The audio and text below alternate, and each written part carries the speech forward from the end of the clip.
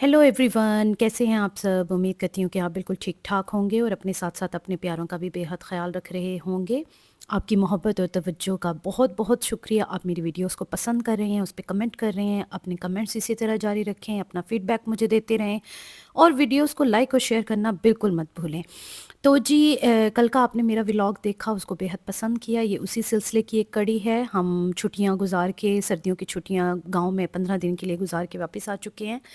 और अभी जो है वो घर में सेटल डाउन होने का सिलसिला जो जारी है, उसमें सबसे पहला जो आज का दिन मैंने निकाला है वो दुराब के लिए निकाला है। दुराब को एक डिटेल सफाई-सुथराई, कटिंग और ट्रिमिंग की ज़रूरत थी और बल्कि ये ट्रिम उसके गाउन पे लिखा हुआ भी है। ट्रिम एक हेयर सैलून है, ये हमारे घर के पास में ही है और दुराब बहुत पसंद करता है इन भाई से अपने अपने बाल वगैरह सेट करवाना। तो इस तरह से था कि दिन में या तो इसने मेरे साथ जाना था या फिर शाम का इंतज़ार करना था बाबा के साथ जाने का। तो दुराब ने प्रेफरेबली इंतज़ार किया अपने बाबा का कि वो ऑफिस से आएंगे तो उसके बाद मैं कटिंग करवाने जाऊंगा।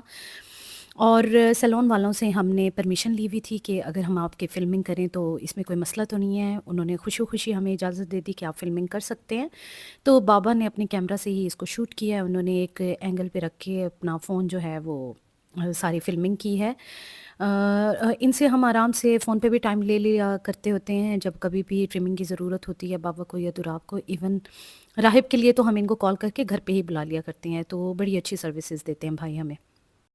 दुराब के बाबा ने मुझे बताया कि तकरीबन कोई बोरी भर के बाल इसके सर से उतरे हैं, जो बहुत ही ज़्यादा थे। असल में इसके बालों की ग्रोथ भी काफ़ी अच्छी है और घने भी बहुत हैं। तो ज़ाहिर-सी बात है जब 15-20 दिन ये बढ़े रहे तो उसके बाद जब कटे हैं तो बहुत ज़्यादा क्वांटिटी में और बहुत ज़्यादा लेंथ में कटे हैं।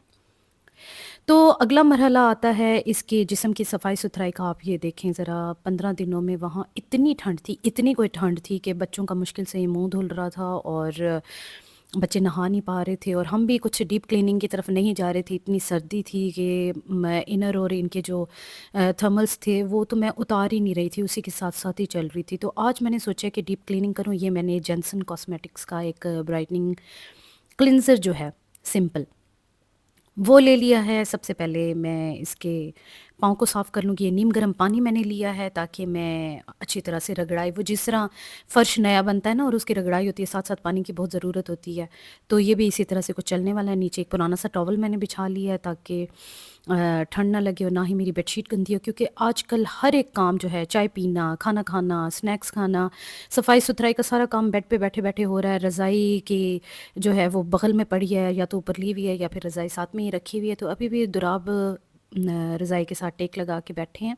मैं अच्छी तरह से इसको मसाज कर लूँगी सर्कुलर मोशन में। काफ़ी अच्छा ये क्लींज़र है और इसी से काफ़ी हद तक मेरा काम हो जाएगा और मैं बहुत ज़्यादा प्रोडक्ट्स नहीं इस्तेमाल करने वाली हूँ। 1 या 2 प्रोडक्ट से ही मेरा काम हो जाएगा, बाकी नहाते वक़्त बाकी की सफाई हो जाएगी।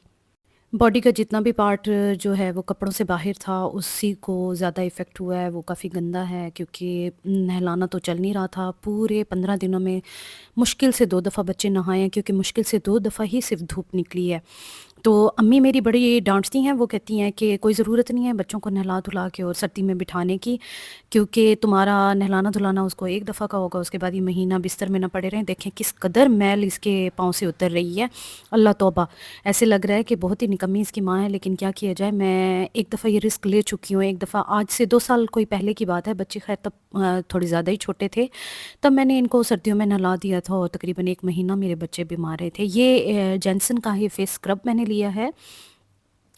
लेस इज़ मोर, क्योंकि ये जैसे-जैसे मसाज आप करते हैं ये तो बहुत ज़्यादा क्रीमी और फ़ोमी हो जाता है और बढ़ जाता होता है। तो मैंने थोड़ी ही क्वांटिटी में लिया है और इसको भी मैं ऐसे ही सेम सर्कुलर मोशन में अच्छी तरह से रगड़-रगड़ के पाँव पाँव के ऊपर, बैक साइड पे और पाँव की उँगलियों के दरमियान में अच्छी तरह से फिंगर अपनी घुसा के और अच्छी तरह से साफ़-सफ़ाई कर लूँगी। साथ-साथ नीम गर्म पानी जो है वो साथ यूज़ होता रहेगा, अदरवाइज़ ये ड्राई हो सकता है। इसीलिए मैं साथ पानी यूज़ करती जाऊँगी और सर्कुलर मोशन के बाद मैंने इसको अच्छी तरह से वाइप आउट कर लिया है और पाँव पहले से काफ़ी बेहतर लगना मुझे शुरू हो गए हैं। लेकिन जैसे कि मैंने कहा है, बाकी लास्ट जो सफाई-सुथराई का काम है वो नहाते-धोते हो जाएगा।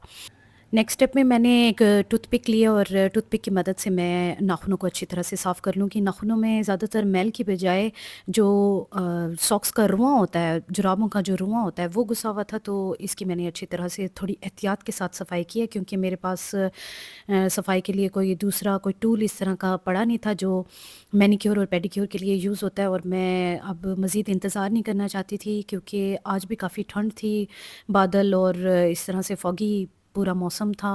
तो कल से बच्चों का फिर स्कूल खुल रहा है, फिर वीकेंड पे मुझे इसकी सफाई-सुथराई का करना पड़ता है, इसलिए बस मैंने बहुत एहतियात के साथ हाथ चलाते हुए मैंने टूथपिक की मदद से दुराब के जितने भी नाखूनों में मैल फँसा हुआ था वो मैंने निकाल लिया। आप देखें रिज़ल्ट काफ़ी अच्छा है। घर में सिर्फ़ 2 ही प्रोडक्ट इस्तेमाल किए मैंने, एक क्लींज़र और साथ में स्क्रब यूज़ किया है। तो एक पाँव पे मुझे थोड़ा-सा धब्बा नज़र आ रहा है, लेकिन मैं कोशिश करूँगी कि इसको नहाते हुए इसको साफ़ कर दूँ। तो अब है मैनीक्योर की बारी, सेम ही प्रोडक्ट मैं इस्तेमाल करूँगी, सेम ही नीम गर्म पानी के साथ मैं मेहनत करके अपने बेटे के हाथ जो हैं वो चमका दूँगी। कभी-कभी देखें ना, मेहनत कितनी वसूल होती है और कितनी खुशी होती है। आप खाने पीने पे भी तो काफ़ी वक़्त लगा रहे होते हैं बच्चों के, और इस तरह से जब आप स्पेशल कभी प्रोटोकॉल देते हैं, नहाने-धोने के अलावा इस तरह की डीप क्लीनिंग कभी हो जाती है, तो कुछ दिन तो बहुत अच्छे निकल जाते हैं आराम से। देखिए हाथों के ऊपर देखें, रिज़ल्ट तो बहुत ही ज़्यादा अच्छा आया, क्योंकि मैंने ज़रा रगड़ाई भी हाथों की कुछ ज़्यादा ही की है। तो अब बारी आती है नहाने-धोने की। ये नेक्सटॉन का एक शैम्पू है, ये इसका वॉशिंग जेल है, और इसके बाद यूज़ होगा शुगर स्क्रब। ये मुझे गिफ्ट मिला है मेरी सिस्टर की तरफ से। लास्ट में जो है वो मैं यूज़ करूँगी डव सोप, क्लासिक जो सोप होता है वाइट वाला।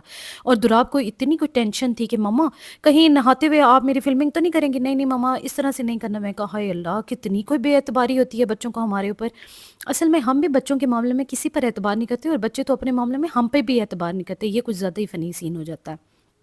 ख़ैर, नहाने-धोने के बाद अभी बारी आती है, इसको अच्छी तरह से मैंने ड्राई कर लिया था, इसकी बॉडी को मैंने ड्रायर से ड्राई कर लिया था। उसके बाद मैंने खूब हाथ भर-भर के इसको पूरे बॉडी पे मॉइस्चराइज़र अप्लाई किया, इसके लिप्स पे भी मॉइस्चराइज़र लगाया, वैसलीन अप्लाई किया लिप्स के ऊपर, और उसके बाद इसको कपड़े-शपड़े पहना के तो मैंने इसको रेडी कर दिया। और उसके बाद से फिर मैंने इसको रज़ाई के अंदर ही बिठा दिया। मैंने इसको बाहर घूमने से मना किया। वैसे तो घर में इस वक़्त भी मैंने हीटर चलाया हुआ है, ताकि टेम्परेचर थोड़ा कंट्रोल हो जाए और बहुत ज़्यादा ठंड ना हो। तो जी ये है हमारा फाइनल प्रोडक्ट। ये दुराब साहब बिल्कुल साफ़-सुथरे हो गए हैं, और ये इनके पाँव हैं किस कदर चमक रहे हैं माशाअल्लाह। और आपसे मुलाकात होगी फिर एक नई वीडियो के साथ। अपना बहुत ख़्याल रखिए। बाय-बाय।